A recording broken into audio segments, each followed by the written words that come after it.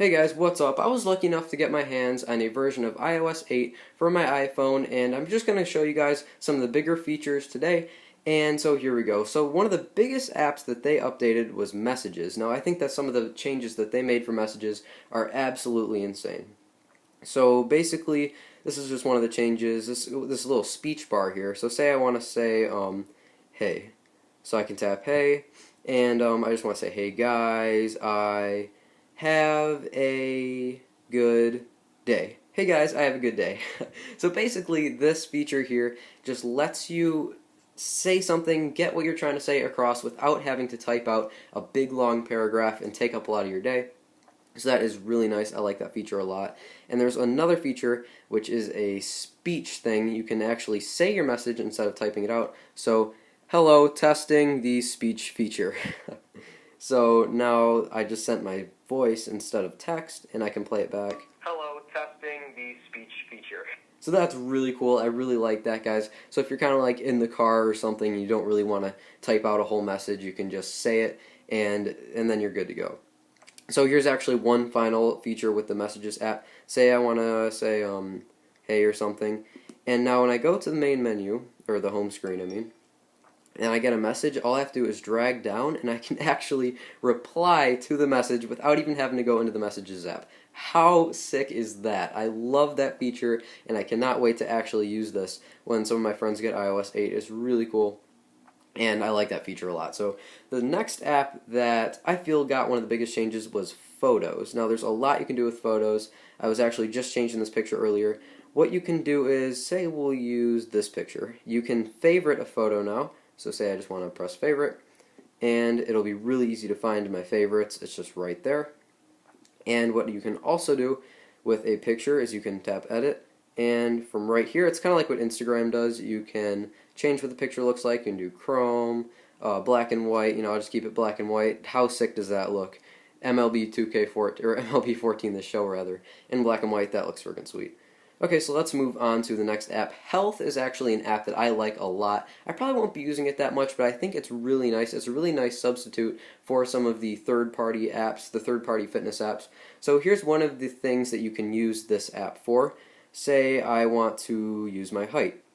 Every day I can type in how tall I am, and you can kind of see the trend for how tall I get over the days. You can kind of see at what, you can kind of see like what at rate I'm growing. You can kind of see the scale between each day, so that's really nice. And you can also count your calorie intake. This is probably the one I would use the most because it's kind of nice to, like if you're, I'm not on a fitness plan right now, but if someone were to be on a fitness plan or you're really into your health, you can log your calorie intake for each day, and then you can kind of see where you sit throughout the rest of the day. So that's really nice. You can also use, it says like flights climbed, your activity count, or steps, so it's also good for aerobic activities. And so it's really great just to log all of your physical activities and your calorie intake, like I said earlier. So camera actually had a few changes too. Not photo, not video, but as you guys know, in iOS 7 they released slow-mo, and now in iOS 8 we have time-lapse. Now I really like time-lapse. It took me a minute to figure out what it did, I'm not going to lie. But basically what it does is it takes a recording and speeds it up very, very quickly. It speeds it up about 30 times. And so what I did was I went outside with my phone, pointed the camera straight up into the air, and recorded for about 2 minutes. And this is what I got. It's really cool. It's about 2 seconds of the clouds moving very fast. And so that's just really cool, guys, if you ever want to speed up your video really fast. Now it's kind of cool. We kind of have like the best of both worlds. You can slow down your footage or you can speed it up. So that is really cool. And I can't wait to actually use that one day, maybe when I go on a trip or something. Now the App Store, there weren't that many differences. There's only one thing I actually found.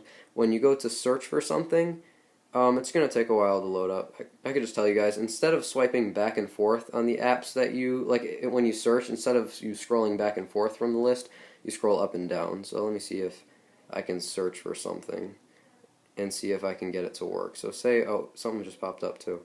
Okay, say I want to search for game, and okay, there we go. Instead of swiping left and right, you just swipe up and down. So that is really cool, and I actually really do like that feature a lot.